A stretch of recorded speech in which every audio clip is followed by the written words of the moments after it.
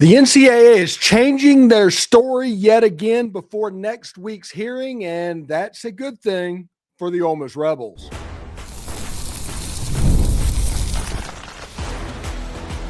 You are Locked On Ole Miss, your daily podcast on the Ole Miss Rebels. Part of the Locked On Podcast Network, your team every day. Welcome to the Locked On Ole Miss podcast, the most watched Ole Miss podcast out there. I'm your host, Steven Willis, a 10-year veteran member of the national media with Yahoo Sports and a former Ole Miss staff member as well. We're part of the Locked On Podcast Network. Now it's the #1 sports podcast network in America. That's all because of fans like you taking in content like this. We appreciate that very much. On today's show, we're going to be talking about National Signing Day. You remember when that was a big deal? What used to be must-watch television has now evolved into a hunt for high upside developmental talent ahead of spring practice.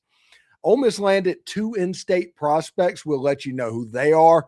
They offer real upside, even if they remain developmental pieces in Pete Golding's long-term vision. But first, we're going to dive into the NCAA once again. They're shifting their stance ahead of the February 12th preliminary injunction hearing. The NCAA's recent actions towards Trinidad Chambliss can fairly be described as hostile, a posture that appears to be more strategic than final, and especially with the court proceedings looming. We'll talk about that. We'll break it all down, what this means, why it matters, and what could come next. All of this on today's Locked On Ole Miss podcast. Remember, we're free and available on all the podcast apps and on YouTube, and a special hello to the insiders and everydayers who make the show what it is, and that is your team every single day. Today's episode is brought to you by Game Time. Download the Game Time app, create an account, and use the code LOCKED ON for $20 off your first purchase. Now, so Trinidad Chambliss's NCAA waiver appeal meeting was supposed to happen yesterday. And about 2:00 in the afternoon, Pete Thamel put out a tweet releasing the documents of the NCAA's rebuttal to the lawsuit for the hearing that is going to happen on February 12th. And it is unsurprisingly weird, but the one thing that got my attention is the fact that the NCAA completely changed their story over the course since the last time they talked. If you remember, when they denied the waiver, which was a couple of weeks ago, they said that Ole Miss and Ferry State and nobody has replied with any sort of records that was asked for. Nothing. They got absolutely zilch. Remember, Ferry State, they're not helping. Ferris State is not playing ball. And it's not so much the bureaucracy that we talked about yesterday to where the left hand's not telling the right hand what they're doing, kind of with Division II and Division I. This was the NCAA saying that nobody is for this at all. Trinidad Chambliss is obviously just trying to get a 37th year of eligibility, and there's no chance of what's going on. Immediately after they said that, Tom Mars, who has all of the documents because he's an intelligent lawyer as well, posted on Twitter actually notes saying that, hey, we believe in this. And coaches saying, yes, he was injured and deserves another year. Yes, he had this going on. All of this happened in the legal proceedings that counteracted what was said by the NCAA earlier. Then, on, I guess it was last Tuesday or something like that, sometime around that period. If my date's wrong, I apologize for that. Ole Miss went ahead and filed the lawsuit in the Chancery Court Circuit of North Mississippi. The hearing is going to take place in Pittsboro, Mississippi. Look that up if you haven't, because it's a town of about 275 people. I hate to know the rich person that got them to build a courthouse in that town, but I digress. The hearing is going to be there in Pittsboro, Mississippi. The NCAA replied to that hearing basically saying, hey, we have this. We got 91 pages of contemporaneous medical knowledge. What they said they did not happen just week before. They talked about not having it, and that was their justification for originally denying it. Now they're saying they have it, but they don't agree with Dr. Howard, the doctor involved in the case, in what he said about the patient. They went on to talk about what they think the notes are supposed to mean, and not going by what the actual doctor said was going on during that. This is going to be a case when the hearing happens. It's going to be an absolute field day for everybody involved on Trinidad's side.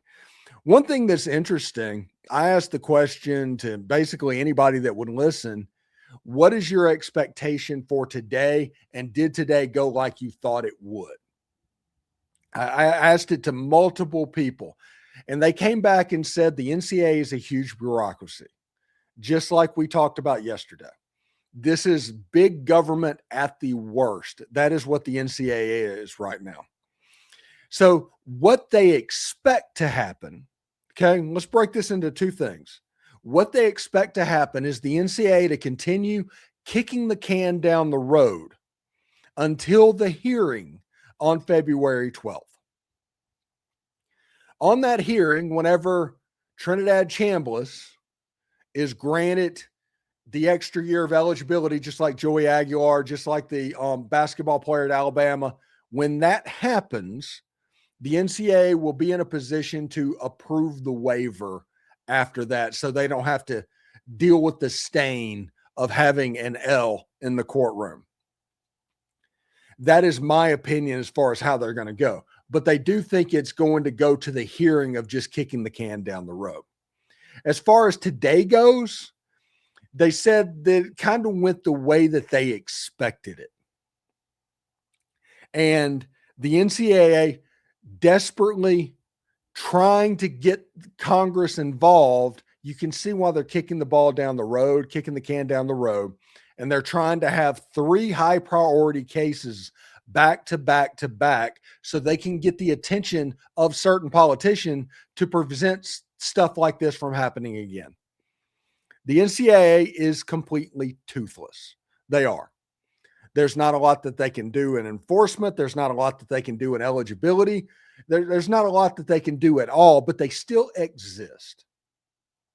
Mainly because nobody wants to take the responsibility of governing all these schools. But right now, they find themselves in a pretty precarious situation where if they do not get help, like major antitrust help, which is never coming, by the way, if they do not get that, they are going to fail because they have become so toothless that any accusation you make at anybody immediately ends up in court. And it's going to be filed in these state courts, not the federal courts, to where you're doing all. And that's what the NCAA would want, is the federal courts. No, it's going to be in state courts because the NCAA is not incorporated anywhere. They're not incorporated in Delaware, Indiana, any of those states. It's not incorporated. And because of that, they are residents of every state that they have a member institution in, which means they are members of all 50 states, which puts them on the hook to be sued in any particular state with what's going on. And that is the legal loophole kind of right now that is happening. All of this is extremely good news for Ole Miss. It shows with the NCAA changing their story yet again on this. They have a loser on their hands. They're going to try and fight. They're going to do the performative BS. They're going to try to make it happen. But this is the most open and shut case that I think is out there right now. I think there's justification for not granting Joey Aguilar. I think there's justification for the basketball player at Alabama not to make it. I don't know if there's any justification for Trinidad Chambliss. Let's remember about this. Trinidad Chambliss is applying for a 6th year of college. And he's not going after year 9, year 8, all of these that the NCAA are just granting to people and throwing out like candy at the moment. 6 years. Of those 6 years, Trinidad Chambliss has only played 3. So this would be his 4th year in college. And let's just be real about this. Him not getting the waiver would cost him $6 million, which is more money than he could make in the NFL likely in 2026. There's very real consequences and damages for Trinidad Chambliss right now. The NCAA gets nothing except profit if Trinidad Chambliss plays in 2026. Best player in college football, Heisman favorite, all of that stuff is there for Trinidad Chambliss if you approve the waiver. But the NCAA is dug in. They are hostile towards Trinidad Chambliss right now, and they are completely dug in. Listen, by the time you watch this video, it could all change. Every bit of it can change. But the important thing to realize is Trinidad Chambliss has the best case of anybody that is applying for waivers, period. That includes what Diego Pavia did. This is in the eyes of Tom Mars, the attorney, who claimed to the NCAA, unless the NCAA has an irresistible desire to stick their face in a fan blade, you need to approve this waiver, because that's what he feels about this case. And at Ole Miss, we all know what Tom Mars can do. Anyway, when we come back, did you know yesterday was National Signing Day? And it was once a must-watch day on the calendar. Now it's just a small window for picking up developmental pieces. We will talk about all of that next. I'm Kalia Butler, host of Locked On Women's Basketball, and this is Mazda's Women's Basketball Snapshot, celebrating the work no highlight reel can ever capture. Number 1 ranked UConn dominated Tennessee 96-66, turning a halftime tie into a historic win and avenging last season's loss by delivering the largest margin in the rivalry's history. AZ Fudd had 27 points and Sarah Strong added 26 as the Huskies remain perfect on the season, reminding everyone why they are the reigning national champions.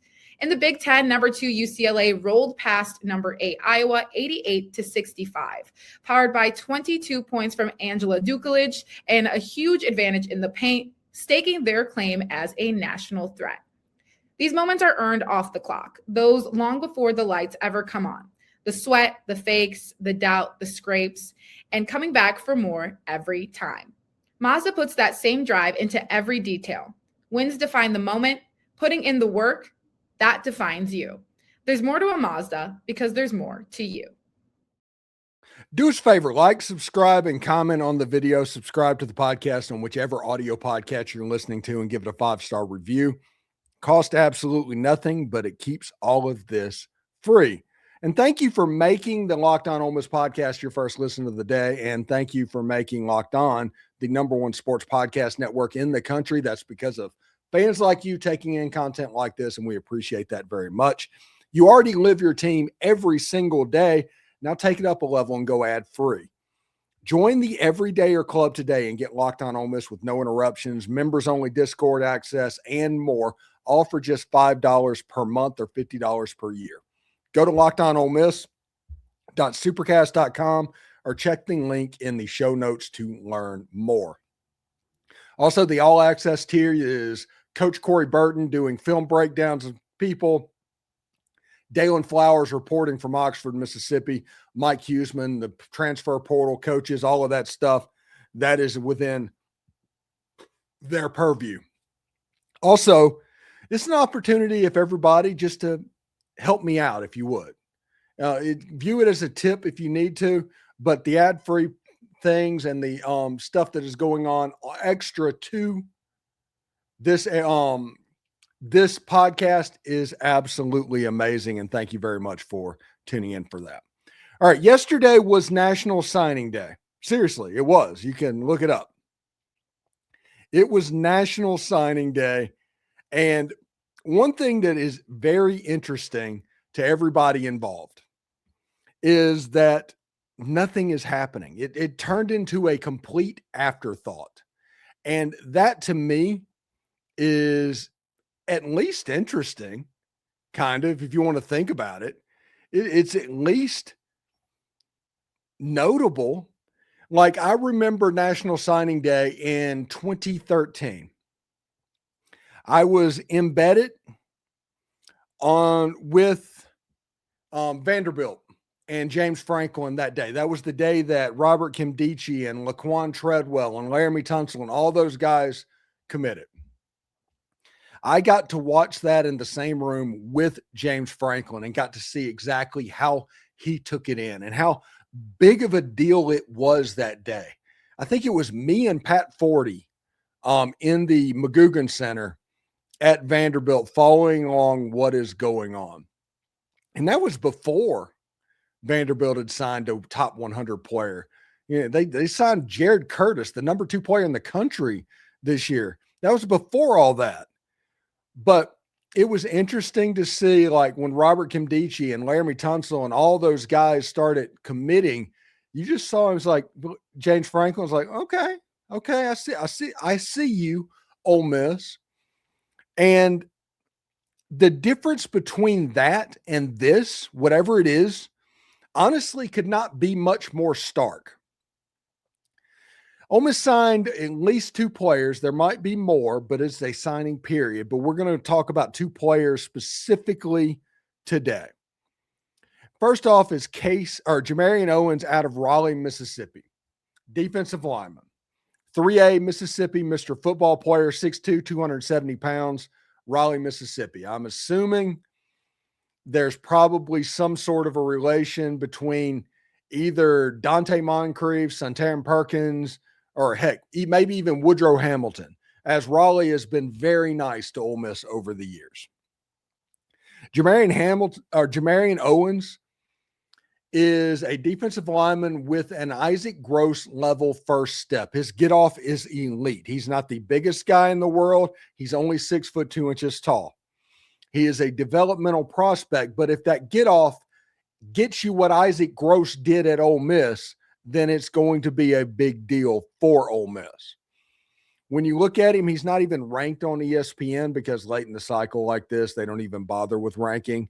He is a 3-star on Rivals. He's a 3-star on 247 for a consensus 3-star, 50th player in Mississippi, something like that. But 3A Mr. Football, extreme get off, that is the upside play for Ole Miss. Now, when we come back in just a second, we're going to talk about Case Thomas, and we're going to talk about whether or not needs have been met by Ole Miss in this transfer portal window. It's really interesting to me to see exactly what's going on. So in our final segment, did Ole Miss accomplish everything it needed to during this roster acquisition period?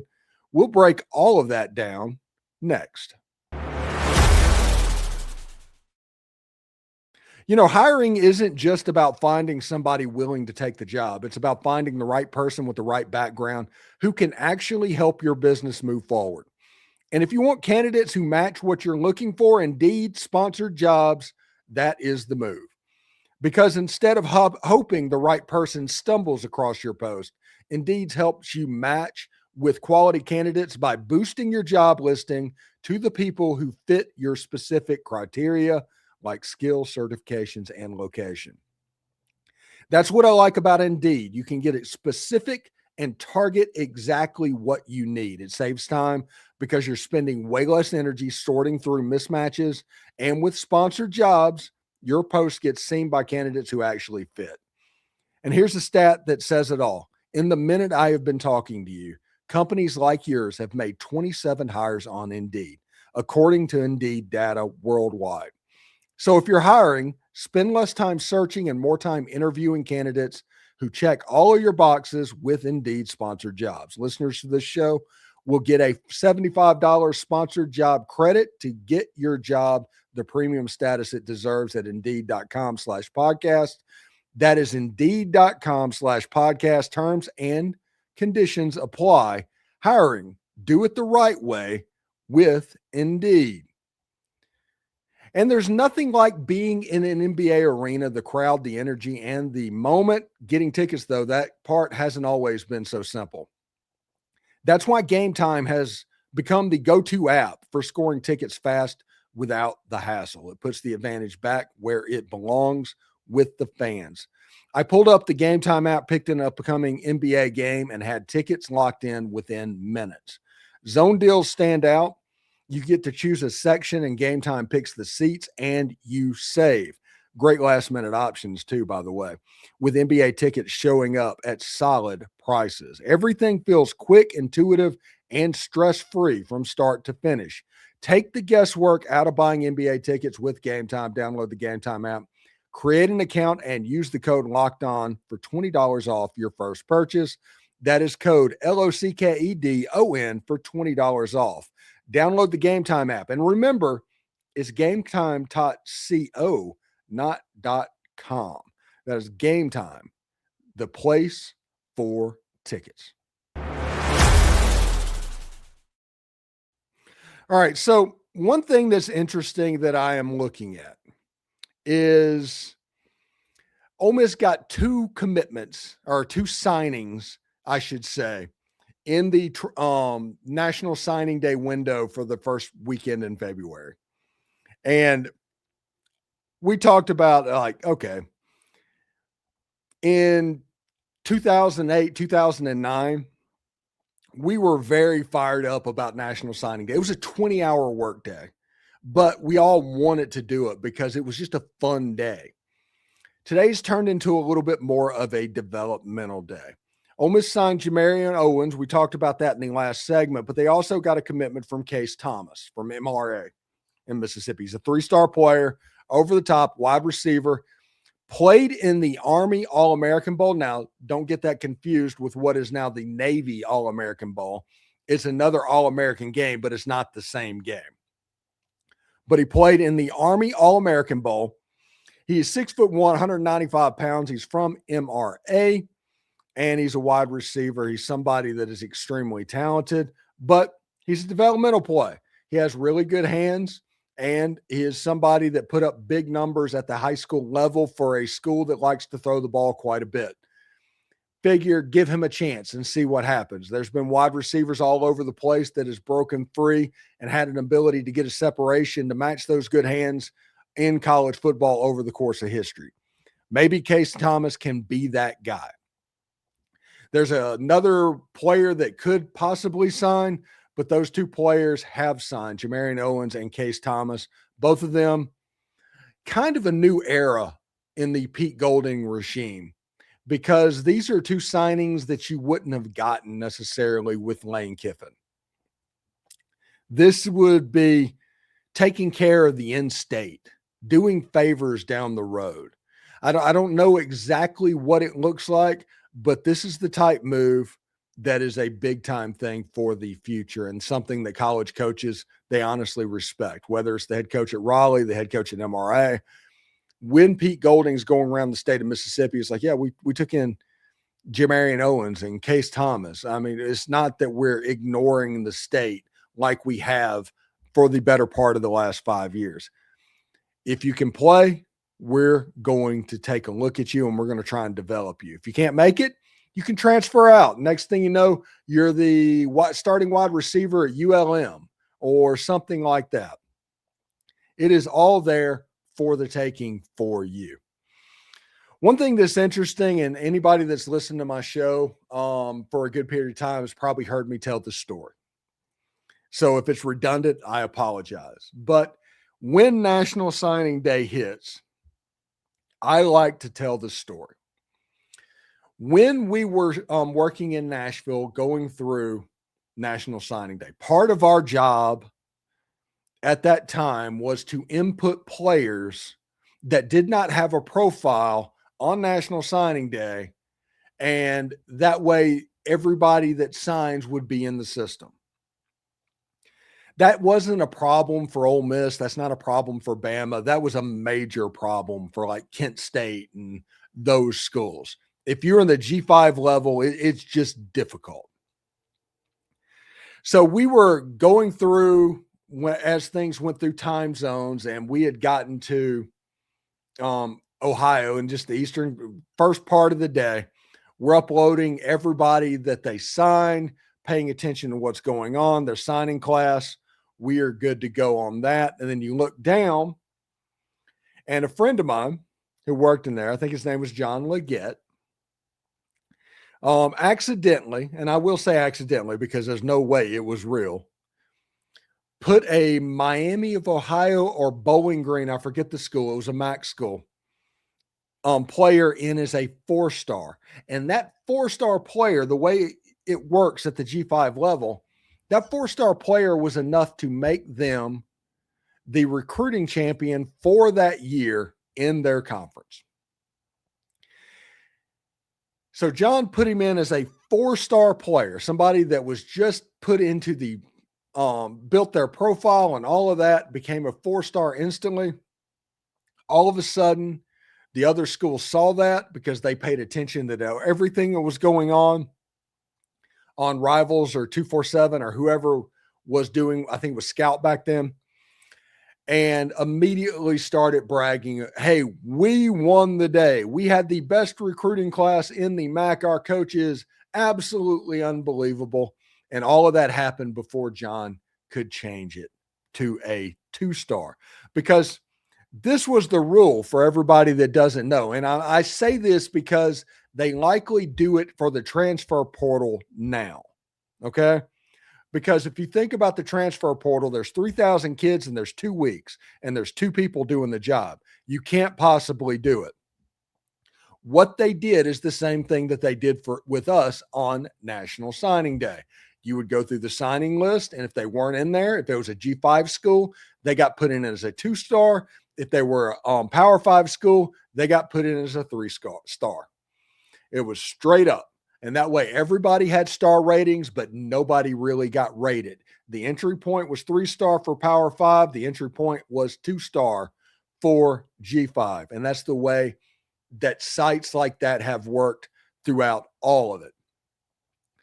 But it's just funny that every National Signing Day, I think of that story and the fact that it was so quick. Everybody picked up on that so quick and started talking about what was going on, that they won what was happening because they wanted it to be so quick that it couldn't be changed back. And that is how Bowling Green or Miami of Ohio or somebody like that got the 2009 or 2010 MAC recruiting championship, was through a typographical error that happened while we were uploading profiles on kids in Nashville, Tennessee. Really interesting stuff. Anyway, thanks for tuning in today to the Locked On Ole Miss podcast. We're going to continue to talk transfer portal all week. Make sure you subscribe and follow the show so you can get all of the episodes every single day. We're on all the social channels as well, so check that out as well. If you never miss an episode, the Everydayer Club is built for you. Get Locked On Ole Miss ad-free, plus members-only Discord access and more. Head to lockedonolemess.supercast.com and join the club. For those of you on video, we send you over to the first ever 24/7 national Locked On Podcast Network YouTube channel. On audio, make sure you check out a second listen, either Locked On College Football or Locked On SEC. Will suit your needs. Hotty toddy, everybody. Come in for the weekend coming up. We got the Super Bowl this weekend. Next week's Trinidad's legal case, all of that. We're going to be talking about it all right here on the Locked On Ole Miss podcast. Hotty toddy, everybody.